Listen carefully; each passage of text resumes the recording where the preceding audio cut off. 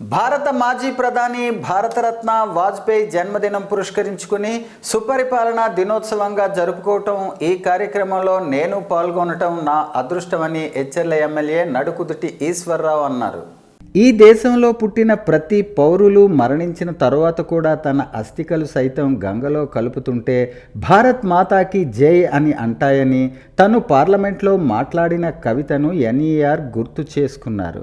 ఇందులో భాగంగా గురువారం శ్రీకాకుళం జిల్లా కేంద్రంలోని గురజాడ కళాశాల హాల్లో బీజేపీ జిల్లా అధ్యక్షులు బిర్లంగి ఉమామహేశ్వరరావు అధ్యక్షతన సుపరిపాలనా దినం పేరిట సెమినార్ నిర్వహించటం జరిగింది.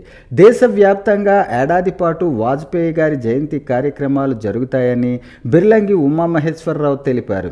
ముఖ్య అతిథిగా ఎచ్చెర్ల ఎమ్మెల్యే ఎన్ ఈశ్వర్రావు పాల్గొన్నారు. ఈ కార్యక్రమంలో గుంట తులసిరావు, డాక్టర్ అమ్మన్నాయుడు వాజ్పేయి పరిపాలనను గుర్తు చేసుకున్నారు.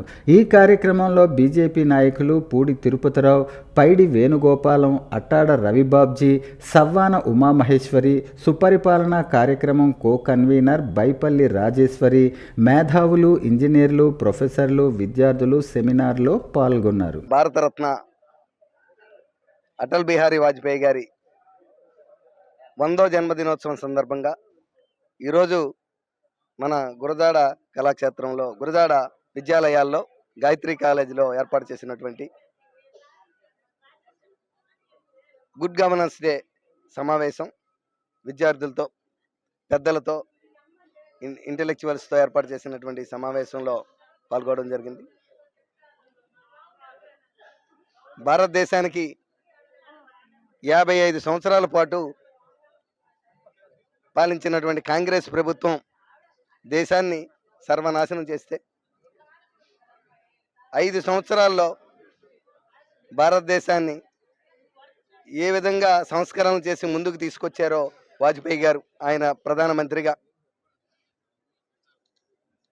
ఆయన చేసిన విధానాన్ని, ఆయన పరిపాలనా విధానాన్ని సుపరిపాలనా దినోత్సవంగా మన భారత ప్రభుత్వం ప్రకటించడం, ఆయన యొక్క అంత్యోదయ మిషన్ తీసుకొని, అంత్యోదయ అనేది భారతీయ జనతా పార్టీ యొక్క ముఖ్య ఉద్దేశం. అంత్యోదయ అంటే సమాజంలో ఉన్నటువంటి చివరి వ్యక్తికి కూడా ప్రభుత్వ ఫలాలు పూర్తిగా అందాలి అనేది భారతీయ జనతా పార్టీ యొక్క ముఖ్య ఉద్దేశం.